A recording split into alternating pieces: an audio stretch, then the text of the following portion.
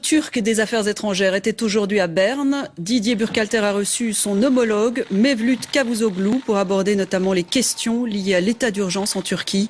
Le conseiller fédéral a insisté, je cite, sur la nécessité de respecter les droits fondamentaux. Une nouvelle rencontre bilatérale est prévue le mois prochain. La presse turque, l'une des principales victimes de cet état d'urgence instauré par le président Recep Tayyip Erdogan. La police a interpellé lundi une douzaine de journalistes du principal quotidien d'opposition. Dernier épisode d'une vague d'arrestations menée par le pouvoir depuis le putsch raté de juillet dernier. Des purges qui placent aujourd'hui la Turquie au 151e rang mondial de la liberté de la presse, selon Reporters sans frontières. Claude Ayer. L'arrestation du rédacteur en chef de Cumhuriyet. Dernière en date d'une longue série de rafles visant les médias de Turquie. Cette fois, une douzaine de journalistes sont embarqués sous les huées de la foule, accourus devant les locaux de la rédaction. Le quotidien paraîtra malgré tout, à côté d'un titre évoquant la dictature, la colonne vide d'un chroniqueur sous les verrous. Ce n'est pas une descente de police qui vise seulement notre journal. En Turquie, nous vivons un véritable putsch contre la presse. Notre journal va de pair avec la République. C'est donc aussi un coup porté à la République.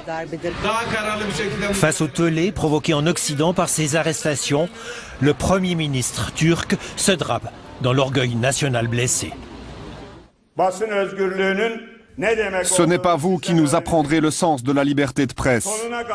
Nous soutiendrons la liberté de presse jusqu'au bout. Mais nous ne pouvons pas considérer comme non coupables des criminels, en particulier ceux qui soutiennent ouvertement les organisations terroristes. Car, selon le président Erdogan, la prison ne serait réservée qu'à ceux qui cherchent à le renverser. Dans les prisons turques, il n'y a pas de journalistes qui ont été condamnés en raison de leur profession ou du droit à la liberté d'expression. La descente dans les locaux de Cumhuriyet, le principal quotidien d'opposition, n'est que la dernière en date d'une multitude d'opérations contre les journaux, les radios et les télévisions. Depuis le coup d'État raté du 15 juillet, 170 médias ont été fermés, 105 journalistes sont toujours emprisonnés et 777 cartes de presse ont été annulées, selon l'Association des journalistes de Turquie. Ne subsistent quasiment plus que des organes entièrement dédiés à vanter les mérites du président. Erol Onderoglu, bonsoir. Bonsoir. Vous êtes journaliste turc, invité en Suisse par Reporters sans frontières. Vous avez vous-même été incarcéré en juin dernier. Votre procès s'ouvre mardi. Vous risquez une peine de 14 ans de prison pour propagande terroriste.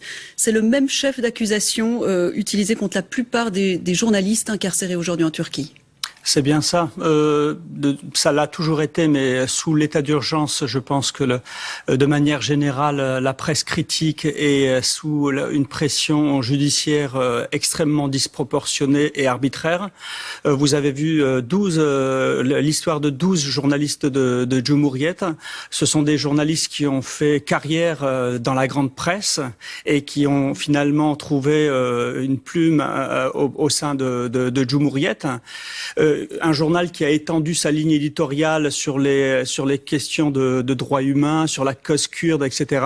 Et c'est bien la raison pour laquelle aujourd'hui Cumhuriyet fait l'objet de ces pressions judiciaires. Vous-même, vous êtes accusé pour avoir soutenu un journal kurde interdit. Voilà, nous sommes portés solidaires auprès du journal Özgür Gündem qui n'existe plus aujourd'hui. J'ai signé dans ma carrière de 20 ans des milliers d'articles. Jamais je n'ai parvenu à faire la propagande d'une quelconque organisation. C'est la première fois que je fais l'objet d'une poursuite judiciaire et malheureusement sous l'état d'urgence aujourd'hui. Le gouvernement turc dit qu'il n'a aucun problème avec la liberté de la presse, mais qu'il doit combattre le terrorisme. Je pense que le gouvernement n'assume pas sa responsabilité et dans sa logique, l'idée est de museler les 20% des médias critiques restants et l'idée est de consolider, de forger une nouvelle identité sans que les journalistes où les journalistes n'ont pas leur mot à dire, où il est banni de questionner, de mettre en cause les mauvaises pratiques. Les Européens condamnent, mais pas de sanctions. La presse, les droits de l'homme sont aujourd'hui sacrifiés sur l'autel de la réelle politique ? Tout à fait. Je pense que de manière générale, vous avez évoqué la question de la liberté de la presse, mais la société civile critique, les défenseurs des droits de l'homme de manière générale en Turquie sont dans une situation extrêmement difficile où il est, même sous l'état d'urgence, il est difficile d'évoquer des pratiques de torture, de mauvais traitements, où il est difficile de mettre en cause l'absence de l'indépendance de la justice en Turquie. Erol Anderoglu, votre procès s'ouvre mardi. On suivra ce procès. Merci beaucoup d'avoir témoigné aujourd'hui. Et je signale l'album, la parution aujourd'hui de l'album de Reporters sans frontières pour la liberté de la presse, en vente dans les kiosques et dans les librairies. Merci à vous. Merci.